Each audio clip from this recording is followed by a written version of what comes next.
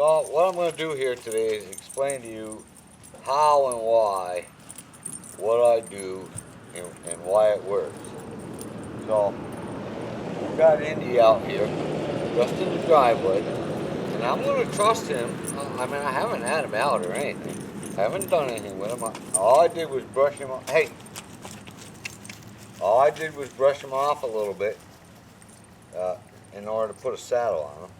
But I can tell you right now by the level of his head that he's got some concern. I got the dogs out running around here.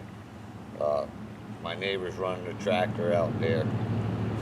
You know, and there's traffic going by, and I have no fences to contain him.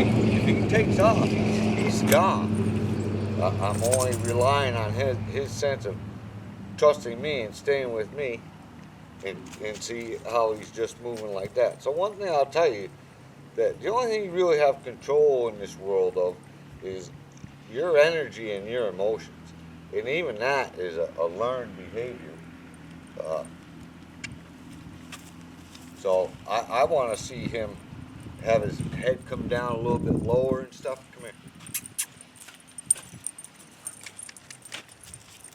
So, and the other thing I'll tell you is that, see, so every time I turn away, I want to see whether he acknowledges the fact that I turned away. I don't like the fact that his head is way up there. He's a bit nervous, but you know, the reason most of us got into horses is because of their energy, you know, the power that they have and how good it feels underneath us. The thing is, energy scares the crap out of a horse. So I'll saddle him from this side just because I haven't saddled him in a while, and I don't remember what side I saddled him from the last time. And I always switch these things off. I move around. I want to see what happens with him. So, like I was saying, you know, energy scares the crap out of a horse. So one thing you got to understand, see, I love that, is that we understand energy way better than horses do. See, he's stepping away, got nervous again. So I'm certainly not going to talk. I might take the strap like this and see what happens. See, and see if he brings his mind back to me. So we understand energy way better than horses do.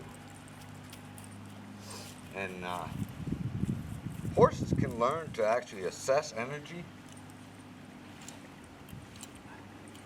So when he's feeling unsure like this, when he shows me some sign of relaxation like that, I always acknowledge the fact that, yes, this is what I want from him. But he's a bit concerned. So what I do with horses is basically most all wild creatures understand and learn how to live within encroachment by humans. See, horses have been domesticated, but their sense of survival is still very high. You know. So I put the horse in an environment where he has to learn and take advantage of his sense of survival, how to survive while living with the human. Let's face it, they're stuck with us. So if they don't learn how to survive with us one way or another, they're destined for the glue factory. You know, what people used to call the glue factory. They're destined for doom. So some horses deal with this by getting introverted, you know, or you can't catch me type of thing. See, so by me playing with energy in a controlled area, it's an environment that he has to learn to live in now. he has to use his survival modes and pay attention to my patterns. So when I see that he's not paying attention to me enough, I'm gonna do something to see. He's froze up because I moved over here. See, there's a lot going on. The shepherd is trying to round him up, and he's not too worried. He's not really worried about her, but she thinks she needs to do a job, the old bird. So that's all I do. I continually put this horse in an environment where he has to learn how to survive by watching my patterns. So what you do and where you push energy is real important. And he learns when your energy is up and when it's off. All these things by him trying to survive in this new environment. They wonder, how do I survive with the human? And that's all I want. All I want that horse is to think, hey, come here. See, the other horse, come on. The other horses are talking to him. Come here. See, anytime he freezes up, see, he's nervous. Anytime he freezes up, well, they say, you've got to move your feet. Well, I'm not necessarily moving his feet. I'm asking him to stay in sync with me. And see, he's not. He may take off here because I'm moving backwards, and he should be way lighter than what he is. That's better there. See, so it's not that I'm making him move his feet. I'm only asking him to move with me. Not making him move his feet in the sense of dominance, just waking him up, because like I said, he gets introverted. If I let him start thinking too much about going over there without interrupting that thought process, and can I interrupt that thought process? So if I scuff my feet here because he starts looking at the dog, that's what I want to see. So every time he gives me that, I give him this nice touch. But this is what it's all about. I don't really do anything physical. I mean, I'm going to do a video on using a physical connection, but basically what I do is let him find out what's going to happen. Running away, see, running away, it doesn't solve anything, because in the human environment, sooner or later, you're going to run into some kind of energy, and more than likely, it's not going to be good. Even if it's a bunch of people trying to catch you, because most people don't know how to catch horses. Oh, there's energy. Energy is everywhere. I don't care where you go. It's everywhere. Learning how to control your own energy and control your own emotions is going to be a learning process for you. And really, that's all there is to it. How well can I keep a horse connected to me by changing different things, grabbing this and shifting my weight back?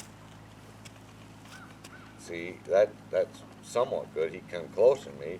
If I take a step backwards, see, his head is still up and he's focused because his main herd is out there.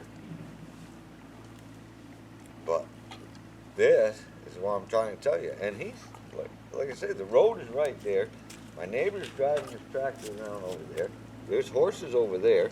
His herd is over there. He hasn't been away from the herd, but I like that. See, every time if I disconnect, he looks for that connection.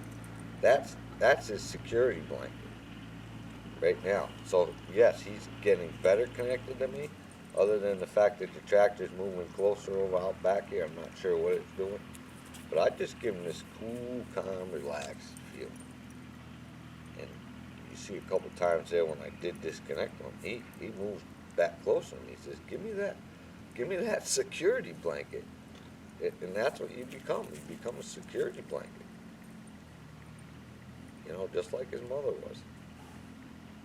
So that's why what I do works. Because I let their own survival skills teach them how to survive within this human world.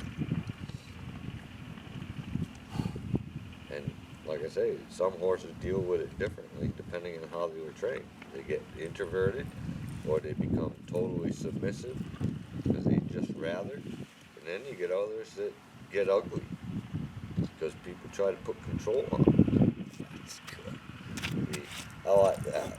So, see, so he just tell me, okay, are we going to do something here or not? And because he says, I'm getting ants in my pants, and I want to know what we're going to do. So I use some energy here. Hey, you better pay attention. See, he's not. His head is up. Get back over here. That's better. Come here. See, even if I grab him by that gastric muscle there, there's no reaction. It's just, it's a lot of trust is what it is. He trusts I keep him safe, but it's really hard to get to a point of being better than his own herd. So when he does this, I reassure him. Say, yeah, I will keep you safe. You stay with me.